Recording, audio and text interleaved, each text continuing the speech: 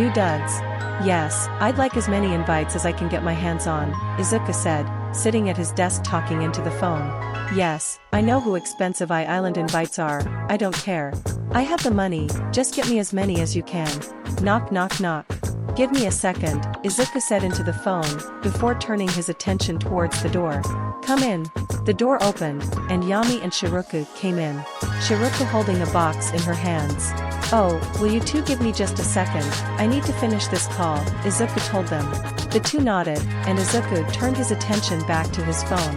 Anyway, how many invites can you get me? That'll do. Just send me the invites and take the money, Izuku said.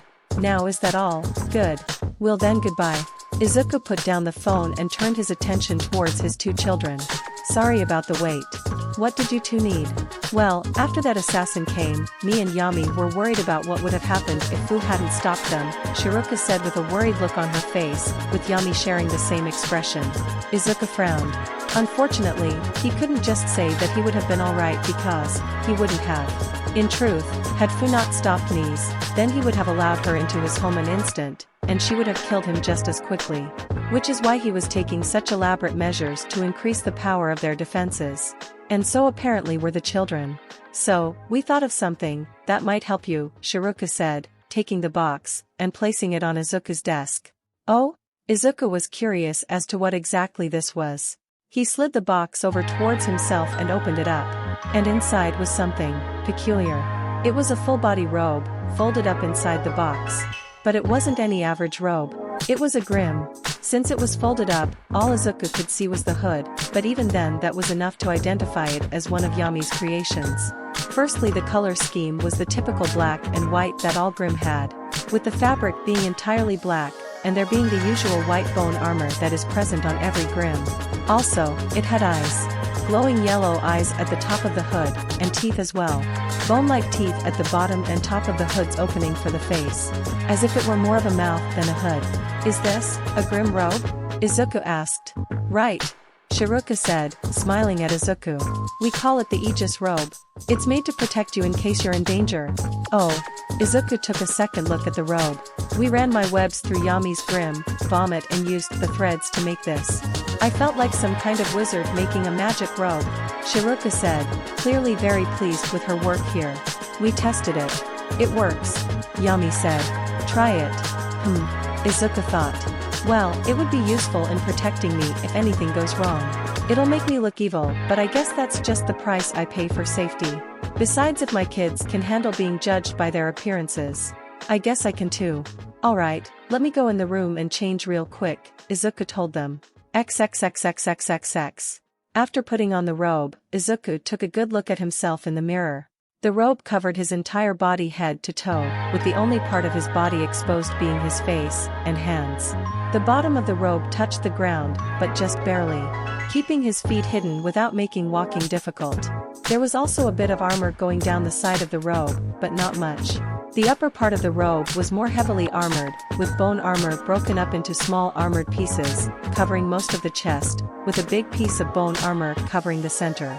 There was also some slim bone armor running down the top of the sleeves, but just a bit. On his back, there was that same bit of bone armor that went along his spine.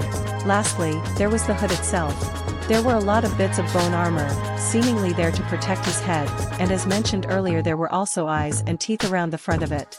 One more thing of note about its appearance, when he put the hood up, it shrouded his face in complete darkness. No matter where he turned or even if he shined a light directly in his face would never become visible. Meaning that it wasn't because of the lighting, this was simply an effect of the hood itself. Well, this is.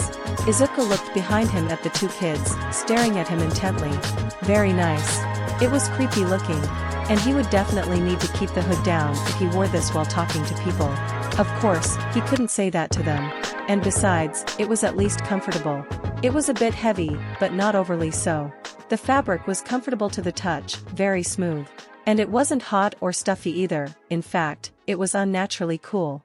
It was a bit uncomfortable, but he'd get used to it. Great.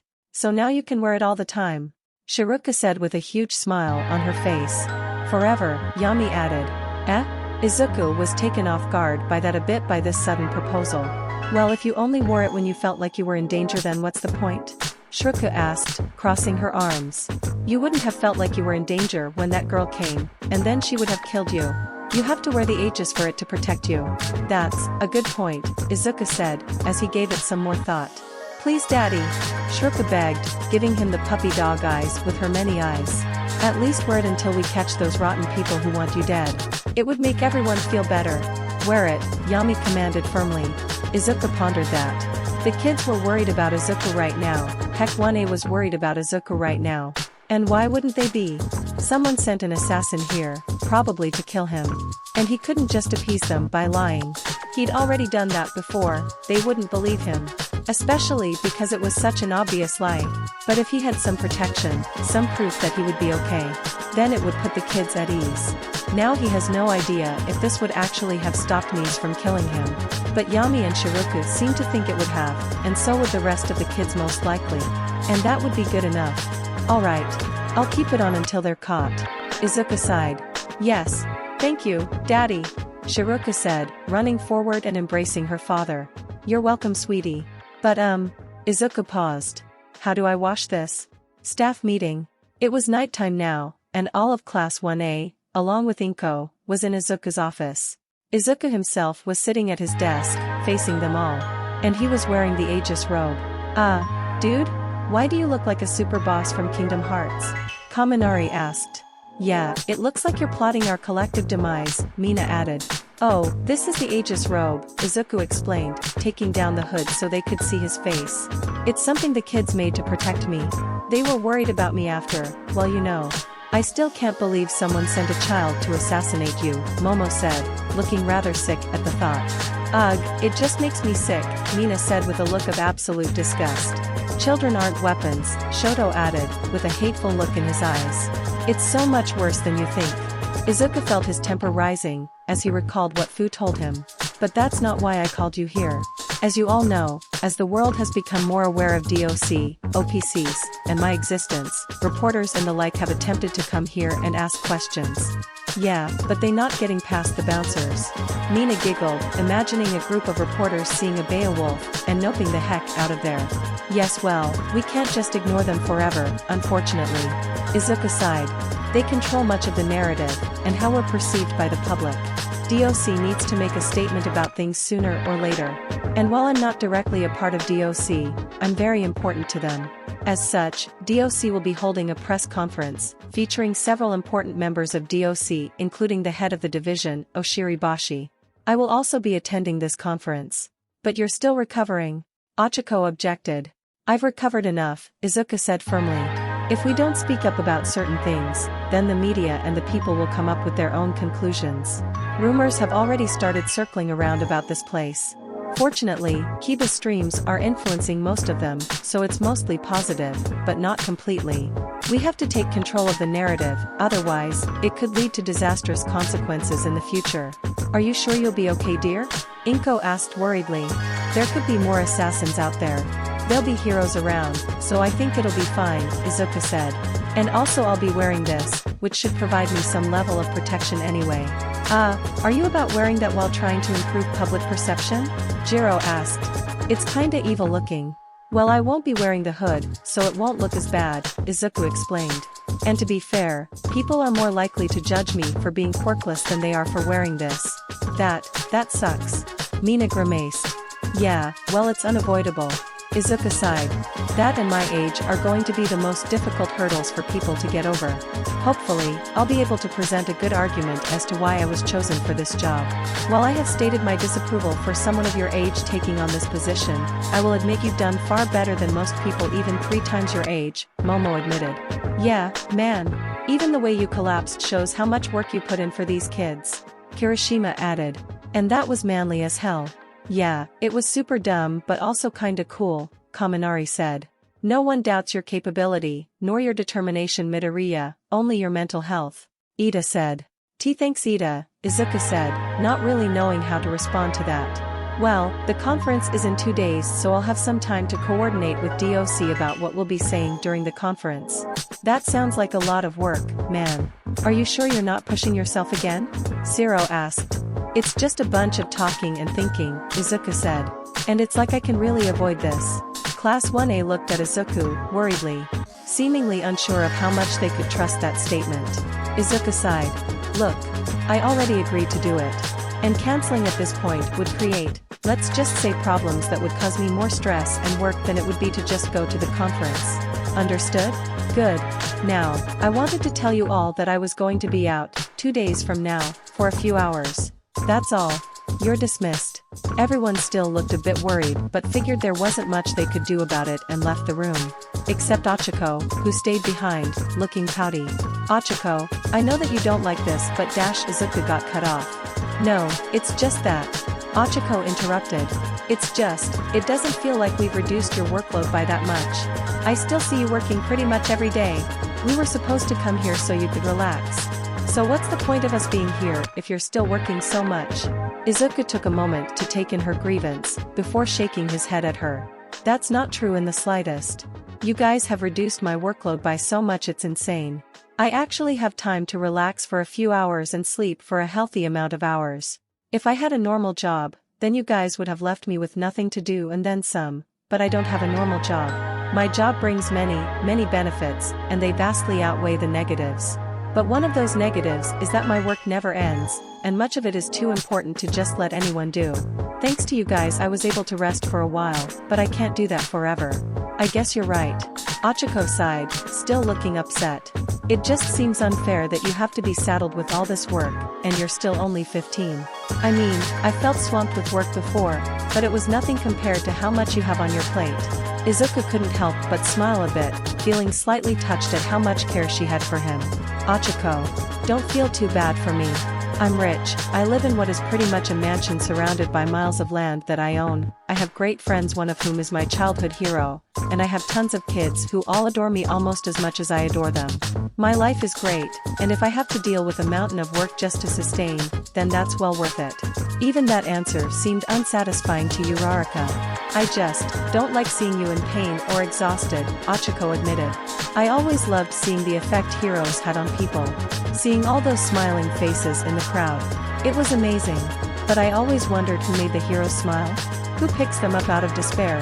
I mean, it wasn't really my main goal, I mostly wanted to become a hero because of my parents, but I'd still like to be the one that makes even the heroes smile. And as far as those kids and I are concerned, you are a hero. And we all just want to see you smile. Now Izuku wasn't just slightly touched, he was very touched.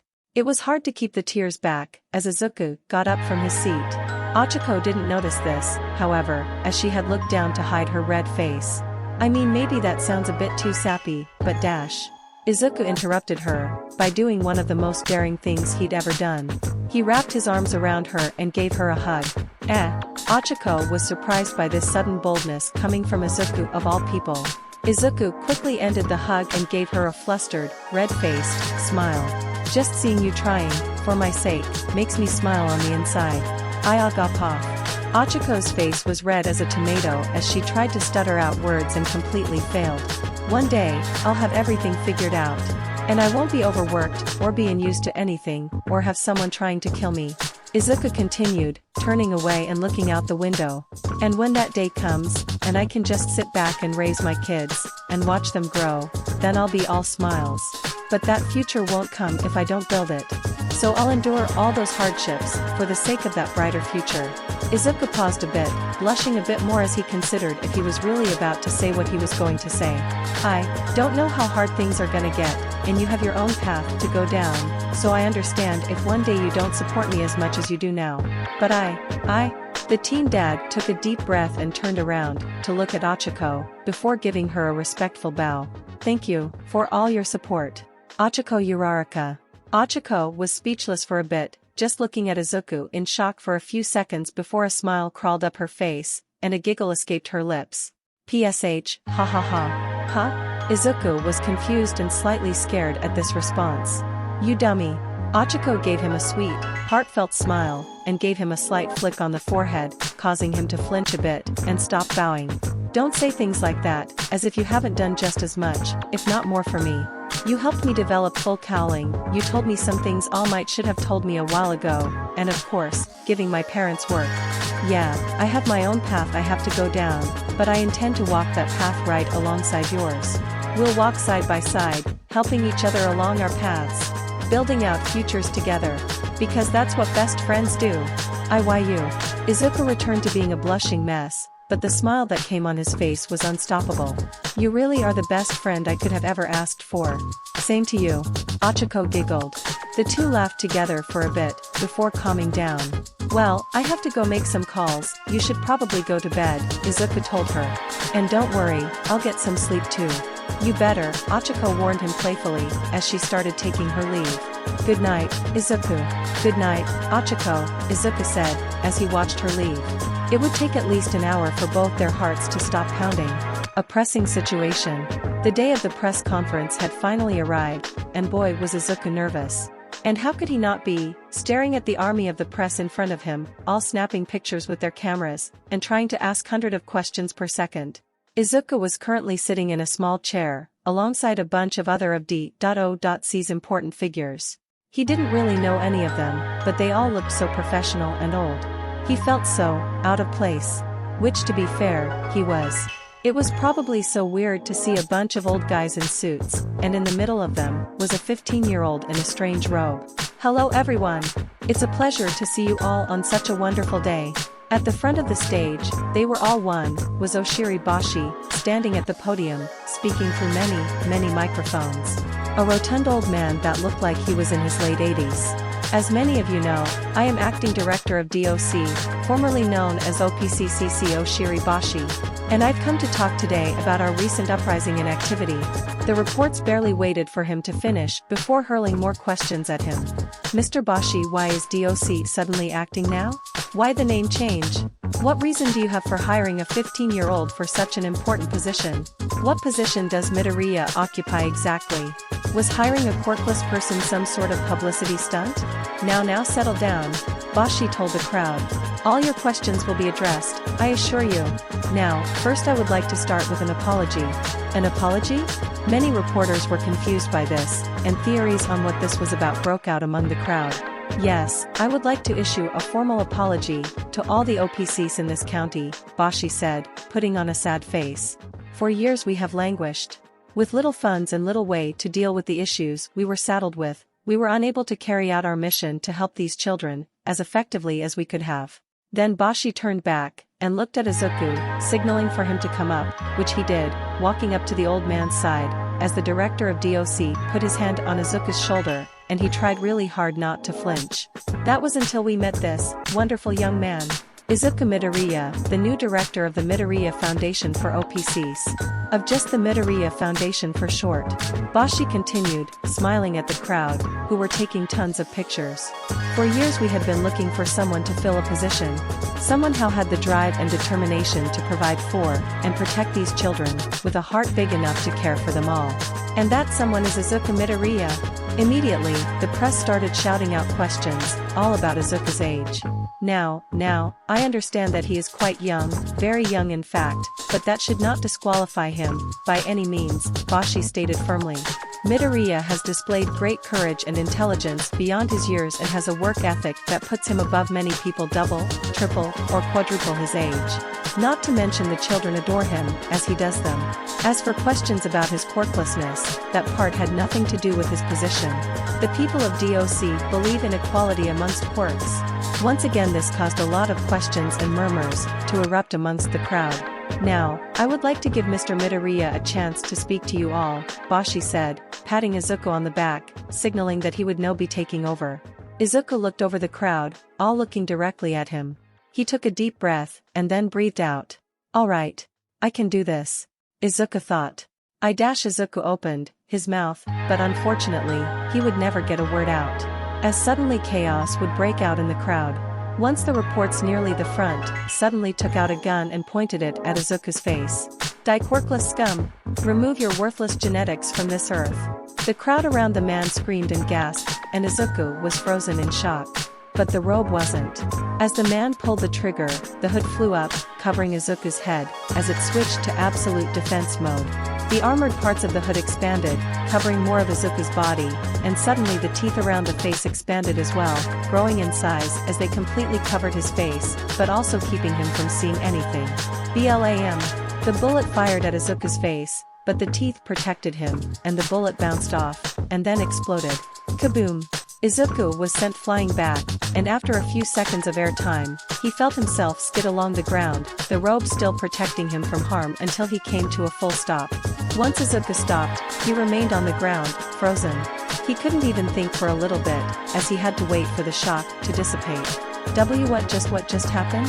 Izuku thought as his brain finally started working again.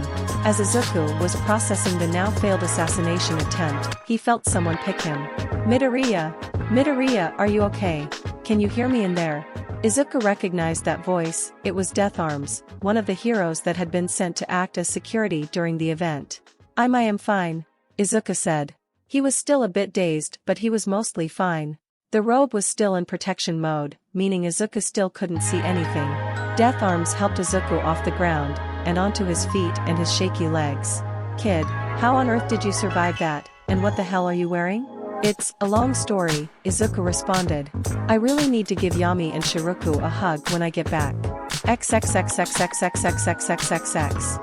Meanwhile, in a high-rise apartment, a man with a particularly long nose was sitting on his couch in his bathrobes, watching the TV. This man was Rikiya Yatsubashi, CEO of Detnerat, and the leader of the Meta Liberation Army, Redestro. News is coming in, after taking a horrible attack at the hand of a Porkist assassin, Izuku Midoriya survived with little to no damage, thanks to the help of a special robe made by one of the orphanage's children. A newswoman reported. Crush! Redestro crushed the remote in his hand in anger, a bit of blackness crawling along his hand, and his eyebrow twitched as frustration, anger, and most of all, stress built up inside him. Another failed attempt, Redestro thought. First, we lose Kiria, and now this? Now I likely won't have another chance to kill him for quite some time. Izuku Midoriya was an insult to everything the MLA stood for. The quirkless were unevolved relics of a bygone age. They should be at the bottom rung of society, and it should be made certain that their genes could not be passed on, one way or another. But yet here one was, not only massively wealthy and successful, but also in charge of children who were inherently superior to him. He didn't even want to think of how their minds might be polluted by him and his unevolved views. The fact that Izuku Midoriya could only survive these attacks by hiding behind the children's quirks only proved his genetic inferiority. However, the MLA still had higher priorities than this. Far higher. But it was a matter of principle. Izuku Midoriya must die. Redestro glared hatefully at the screen, as he saw Izuku Midoriya go into a guarded car. One day, he would kill Izuku Midoriya. He swore it.